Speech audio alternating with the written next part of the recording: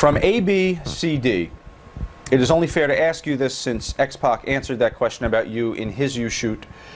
What did you find attractive about Sean?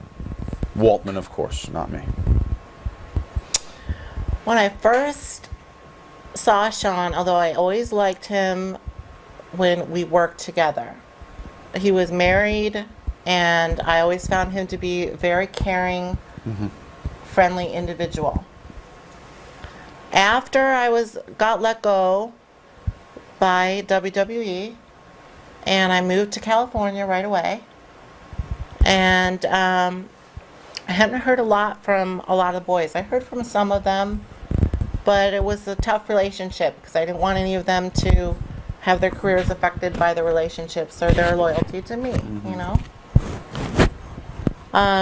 Some of them are no longer here with us, and later on, you know, Sean ended up at my doorstep, and he looked amazing, and, you know, he gave me the story that he, you know, really had to see me and really cared about me and really felt bad about what happened, and he wasn't with his wife anymore, and, you know, we just hit it off. And it was kind of instantaneous, and then, you know, I never knew what was to follow. But, how long was it good for? I mean, there's a period of time in every relationship where it's good. 2 weeks before I started worrying that there was something that I was going to have to, that I really didn't know a whole lot about. Okay. Understood. Michael Velvet Frog Macon, Sean Waltman's penis veers heavily to the left. Did this help it hit any special areas that most normal straighties can't? I don't know. You have to ask him that because he was one of the ones always doing his string routine or something like that. I know, or that thing that you guys do or something. I don't know.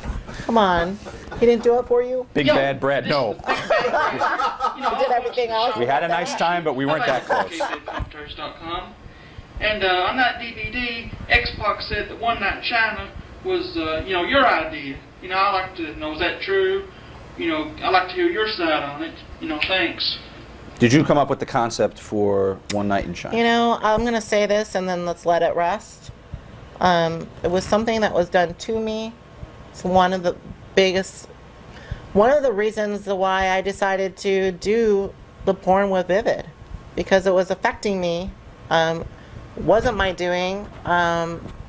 It kept coming up and, you know, it was done to me, and it was when Sean and I were going back and forth, and he'd show up at my door and then he'd disappear. He'd show up at my door and disappear, and of course I was like sucked right into that whole thing. And you know, next thing you know, he's rolling up in Hummers and like making all this money, and you know, it was awful. It was an awful experience, and again, it was one of those things. Again, still, I didn't know how to handle it. I didn't know how to say, oh yeah, hey, and then it would go away, or you know, get into it. But you know, I call it the rape tape.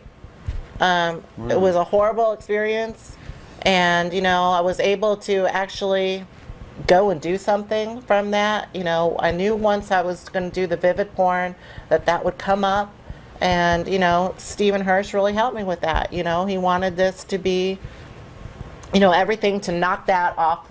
You know, knock. What do you call it? The legitimacy of that tape off, and like show them a real porn, you know?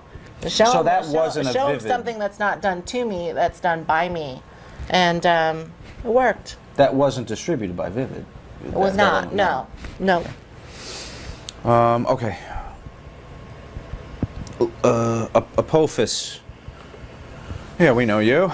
Lord Apophis. Apophis. Sorry. Chyna. Riddle me this, riddle me fuck!